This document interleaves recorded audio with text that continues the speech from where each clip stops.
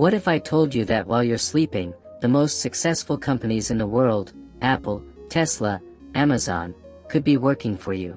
Most people think the stock market is a high-stakes casino reserved for guys in suits on Wall Street. But here's the truth, the stock market is the greatest wealth-building machine ever created for the average person. Think about it. Every time someone buys a Starbucks latte or pays their Netflix subscription, that money flows to the shareholders. If you had invested just $100 a month into the S&P 500 starting 30 years ago, you'd be sitting on over $200,000 today.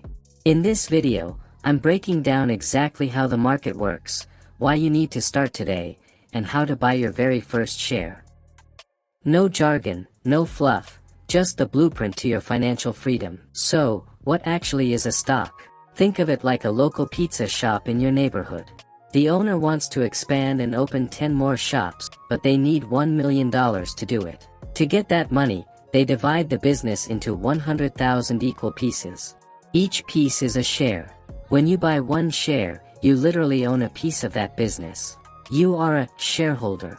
This means you have a claim on a portion of the company's assets and earnings. If the pizza shop becomes a national chain and its profits soar, the value of your tiny slice grows with it. In the stock market, you're doing this with giant global corporations. You aren't just a user of an iPhone anymore. You're a part owner of Apple. When they win, you win.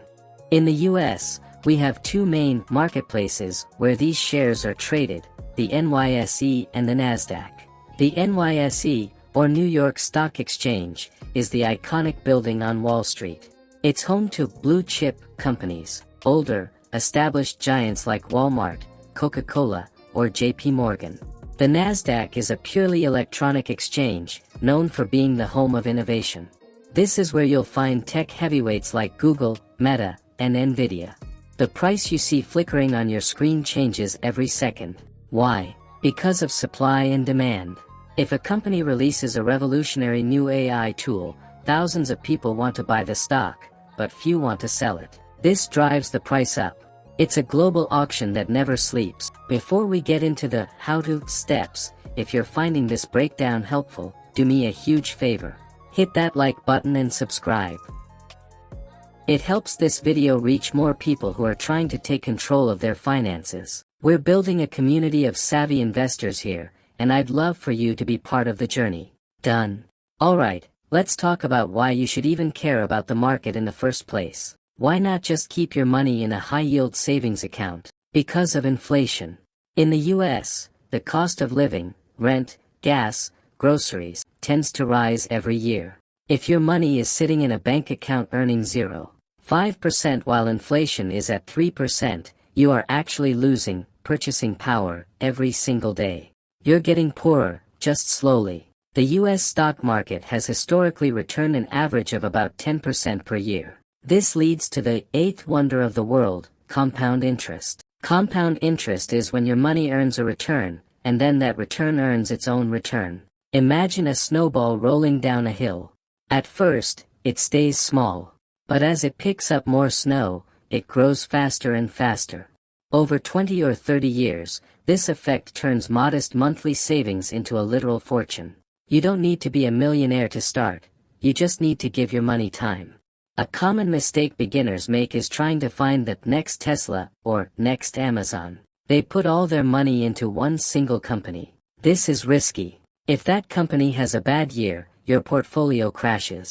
Instead, professional investors often use ETFs or exchange-traded funds. Think of an ETF as a basket of stocks. For example, when you buy a ticker symbol like VOO or SPY, you are buying a tiny piece of the top 500 largest companies in America all at once. If 5 of those companies fail, it doesn't matter, because the other 495 are still pulling you up.